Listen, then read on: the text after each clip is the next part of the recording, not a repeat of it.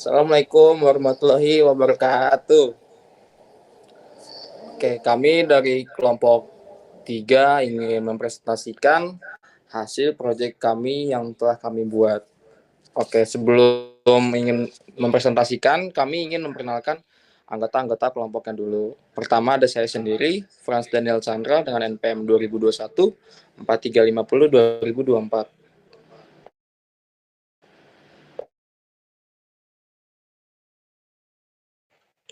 Oke, lalu perkenalkan nama saya Nida Zahra dengan NPM 2021 4350 2021. Perkenalkan, nama saya Pakwita Dwi Krisnanda Putri dengan NPM 2021 435 02 778. Perkenalkan, nama saya Haryani dengan NPM 2021 4350 2088. Oke, itu adalah anggota kelompok kami. Selanjutnya kita akan masuk ke proyek yang kita buat.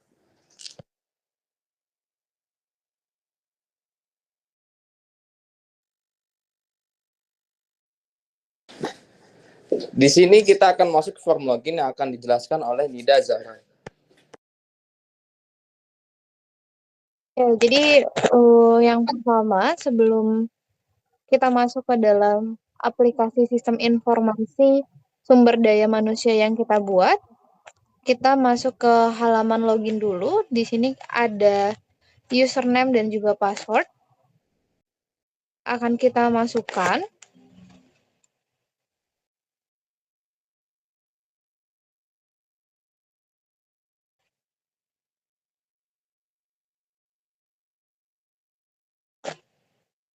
Lalu selanjutnya setelah login berhasil, nanti akan masuk ke halaman menu utama dari sistem informasi atau dari aplikasi manajemen sumber daya di PT Tekstil Republik ini.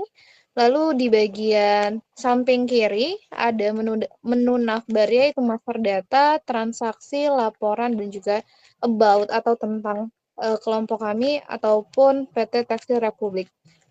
Lalu saya akan menjelaskan untuk bagian yang master data.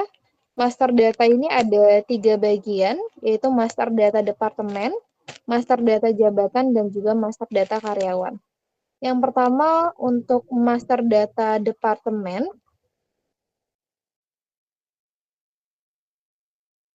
untuk master data departemen di sini berisikan ID departemen, lalu departemen dan juga jumlah karyawan. Jadi nanti untuk adminnya bisa menginputkan masing-masing dari ID departemen, dan juga karyawannya. Untuk departemen itu sendiri dibagi menjadi 4, yaitu ada produksi, pemasaran, sumber daya manusia, dan juga customer service. Ini misal kita masukkan data departemen baru dengan ID-nya D15, departemennya SDM, dan jumlah karyawannya 20, bisa disimpan. Lalu selain disimpan juga bisa diubah ataupun diedit.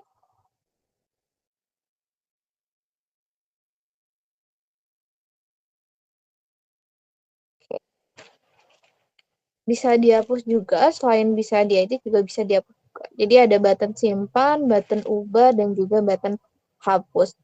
Selanjutnya kita akan masuk ke master data jabatan.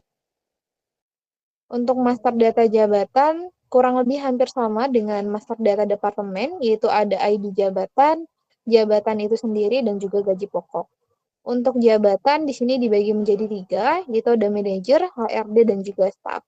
Kurang lebih sama, kita bisa mencoba untuk memasukkan ID jabatan yang baru, menambah data jabatan yang baru, itu J24 ID-nya, lalu staff, dan juga gaji pokoknya. Jadi gaji pokok ini berdasarkan dari jabatan itu sendiri. Yang nantinya akan terkoneksi dengan data transaksi.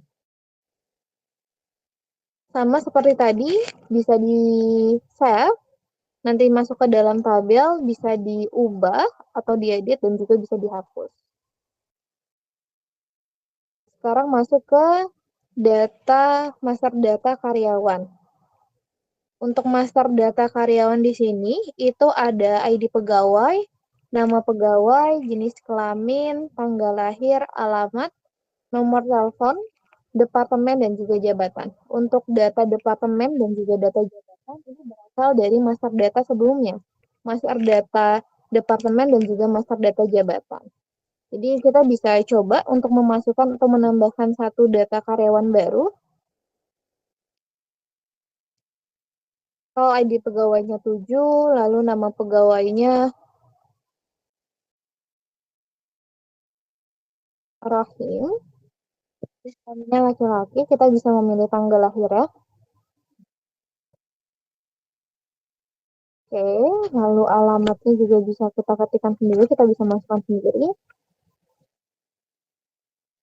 Departemennya kita pilih produksi dan juga jabatannya kita pilih sebagai HRD.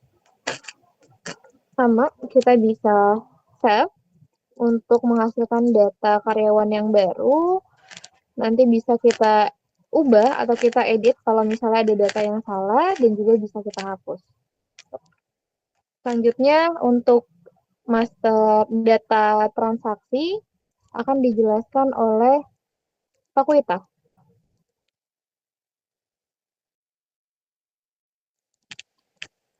Baik, saya akan menjelaskan data transaksi absensi. Di sini berisi ID pegawai, nama pegawai, tanggal, waktu masuk, waktu keluar, status absensi, alasan absensi, dan kategori absensi. Oke, baik. Kita akan mencobanya. Di sini saya masukkan ID pegawai dengan nomor 4. Nah, nanti untuk kita saat masukkan ID pegawai, nanti akan langsung muncul di situ untuk nama pegawainya dan tanggalnya. Untuk waktu masuknya jam 7 dan waktu keluarnya jam 5 sore atau jam 17.00. Oke, status absensi absen. Nah, nanti untuk alasan absensinya kita bisa nulis sendiri. Di sini saya akan mencantumkan dengan sakit. Nah, dalam kategori absensi ini nanti di perusahaan apakah diterima atau ditolak. Nah, nanti kita akan simpan. Nah, yang tadi kita tulis tadi akan masuk ke dalam tabel tersebut. Nah nanti hasil dari itu kita bisa cetak.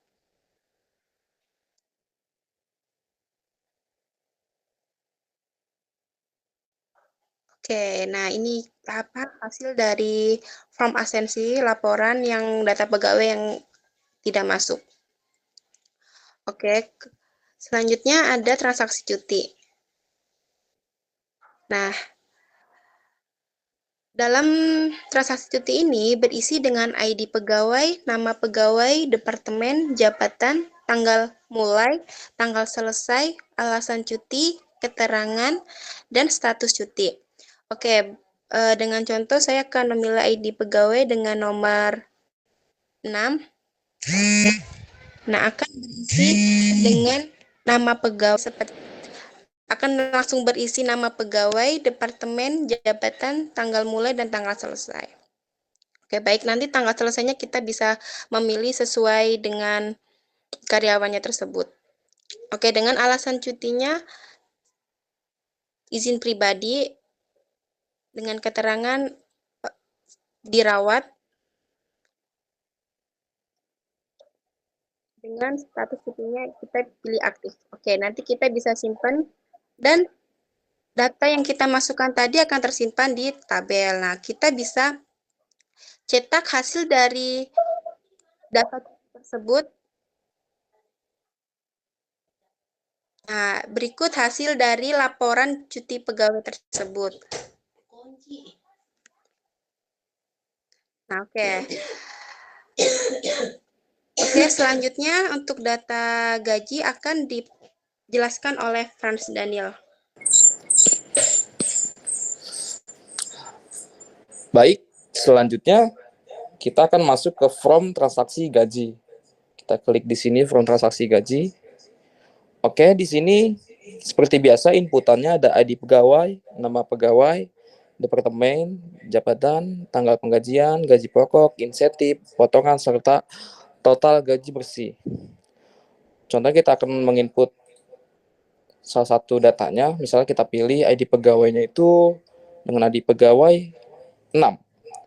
Di sini dia akan langsung muncul data-data dengan ID pegawai 6 itu siapa aja. Ada nama pegawainya Krisman, Departemen Produksi, jabatan HRD. Lalu di sini kita bisa mengubah tanggal penggajiannya kapan, misalnya tanggal 16 Juli. Lalu ada gaji pokoknya 7 juta. 7 juta dari sini itu kita mengambil dari data master, data jabatan yang berisi gaji tadi. Oke. Contohnya kita akan mengisi insentifnya Krisman ini 1 juta. Potongannya itu 500.000. Nah, di sini kita membuat button hitung. Button hitung ini untuk menghitung tambah dan kurang dari yang ini. Oke. Agar kita tidak capek-capek lagi menghitung manual. Kita hanya tinggal mengklik button hitung ini. Kita hitung, lalu muncul di sini gajinya 16 juta. Oh, sorry, di sini kita kebanyakan 0. Kita hitung ulang. Nah, di sini dia menjadi gajinya 7.500.000. Kita simpan, data berhasil simpan. Nah, seperti form-form sebelumnya, kita di setiap ini kita membuat button cetak. Cetak ini untuk slip gaji karyawan. Jadi kita misal mau ngeprint gaji Lazuardi, kita print cetak, dia langsung muncul slip gaji Lazuardi. Oke, seperti itu. Sekian dari form transaksi.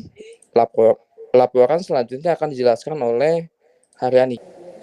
Selanjutnya saya akan menjelaskan tentang laporan. Laporan dari kelompok kita itu ada laporan absensi, laporan cuti, laporan mutasi, dan laporan gaji. Pertama kita ke laporan absensi dulu. Laporan absensi ini kita menarik data dari transaksi absensi, yang dimana semua transaksi absensi yang sudah kita input dan kita save akan ditampilkan dan ditarik di laporan absensi ini. Selanjutnya kita ke laporan cuti. Sama seperti laporan absensi, laporan cuti menarik dari transaksi cuti, yang dimana semua yang sudah kita input di table akan ditarik menjadi satu di laporan cuti karyawan ini. Selanjutnya ke laporan mutasi. Laporan mutasi, di sini kita perlu menginput lagi ID pegawai, nama pegawai, departemen, jabatan, tanggal mulai, status cuti, keterangan. Di sini contohnya udah ada di table, ada Lazuardi, Krisman, Pakuita. Nah, lalu contoh kita nginput ulang. Pakuita sebagai customer service, yang dimana dia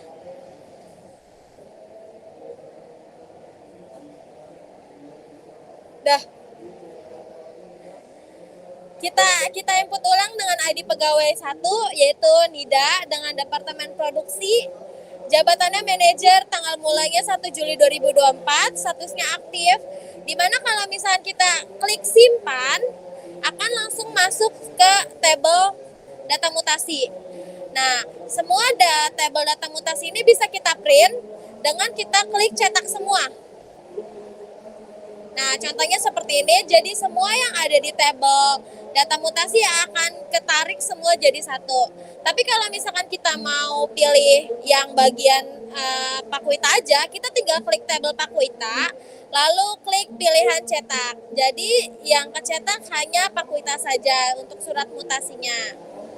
Oke, selanjutnya yang terakhir kita ke laporan gaji. Laporan gaji ini sama seperti laporan absensi dan laporan cuti, yang dimana dia menarik data dari transaksi gaji. Semua transaksi gaji yang ada di table akan ditarik semua ke laporan gaji. Ini semua laporan bisa kita simpan dengan format PDF dan lalu kita cetak. Sekian dari laporan kelompok kami.